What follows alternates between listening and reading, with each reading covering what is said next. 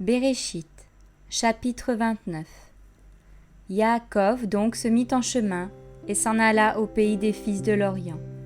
Il regarda et aperçut un puits dans un champ. Et, près de ce puits, il aperçut 3 troupeaux de brebis couchés, car c'était à ce puits qu'on abreuvait les troupeaux. Et il y avait une grosse pierre sur l'ouverture du puits. Tous les troupeaux se rassemblaient là, on roulait la pierre de dessous l'ouverture du puits, on abreuvait les troupeaux, et on remettait la pierre à sa place sur l'ouverture du puits. Yaakov leur dit : « Mes frères, d'où êtes-vous ? » Ils répondirent : « Nous sommes de Charan. » Il leur dit : « Connaissez-vous Laban, fils de Nachor ? » Ils répondirent : « Nous le connaissons. » Il leur dit : « Est-il en paix ? » Ils lui répondirent : « Il est en paix, et voici Rachel, sa fille, qui vient avec le troupeau. » Il dit : « Voici, il est encore grand jour, ce n'est pas le moment de rassembler les troupeaux. Donnez à boire aux brebis, puis allez les faire paître. » Ils répondirent : « Nous ne le pouvons pas jusqu'à ce que tous les troupeaux soient rassemblés et qu'on ait ôté la pierre de dessus l'ouverture du puits, afin d'abreuver les troupeaux. » Comme il parlait encore avec eux, Rachel arriva avec le troupeau de son père, car elle était bergère. Lorsque Yaakov vit Rachel, fille de Laban, frère de sa mère, et le troupeau de Laban, frère de sa mère, il s'approcha et roula la pierre de dessus l'ouverture du puits, et abreuva le troupeau de Laban, frère de sa mère. Et Yaakov embrassa Rachel, et il éleva sa voix et pleura. Yaakov apprit à Rachel qu'il était frère de son père, et qu'il était fils de Ribka. Elle courut le rapporter à son père.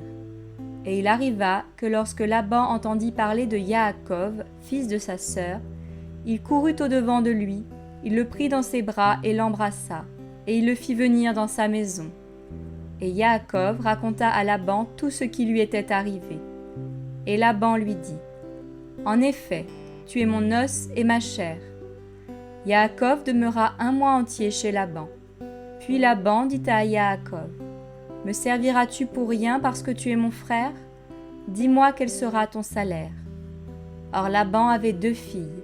L'aînée s'appelait Léa et la cadette Rachel. Léa avait les yeux délicats, mais Rachel était belle de taille et belle de figure. Yaakov aimait Rachel et il dit : « Je te servirai 7 ans pour Rachel ta cadette. » Et Laban répondit : « Il vaut mieux que je te la donne que de la donner à un autre homme. Demeure avec moi. » Ainsi, Yaakov servit 7 années pour Rachel. Elles furent à ses yeux comme quelques jours parce qu'il l'aimait.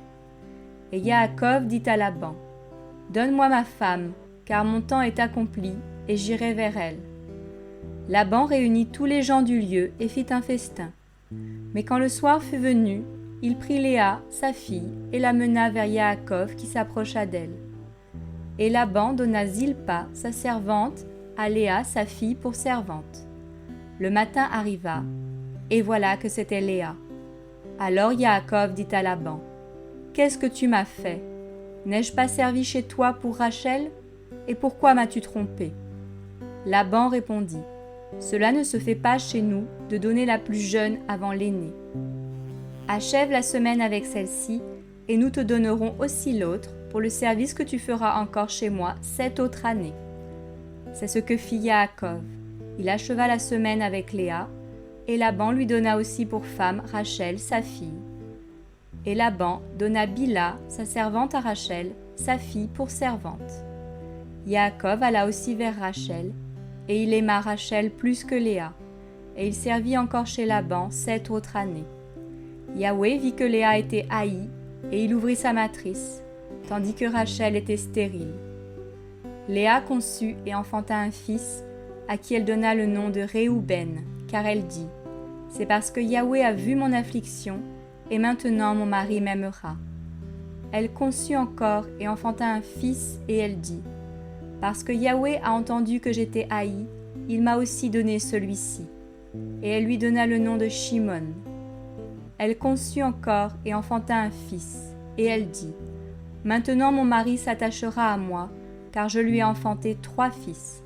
C'est pourquoi on lui donna le nom de Lévi. » Elle conçut encore et enfanta un fils, et elle dit : Cette fois je louerai Yahweh. C'est pourquoi elle lui donna le nom de Yehuda, et elle cessa d'avoir des enfants.